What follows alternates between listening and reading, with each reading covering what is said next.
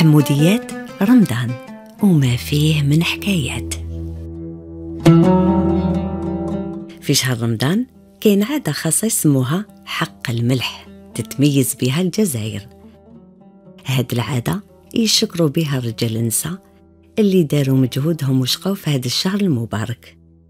بالرغم من الصيام والعيا كانوا يوجدوا بالحب والنية الطيابات لبنان لعائلتهم وحبابهم. بصح الأصل تاع هذه التسمية ينبع من أصول بعيدة. النساء ساعات يضحيوا بشوية من صيامهم غير باش يذوقوا بطرف صباحهم الملح تاع الماكلة، ومن هذه جا الاسم تاع حق الملح. وباش يشكر الراجل مرتو نهار العيد مور ما يستقهوى الصباح بالحلوى البنينة اللي وجدتها له بهذه المناسبة، يحط حاجة تاع ذهب على التبسي الفارغ، وهذه هي العادة كاملة.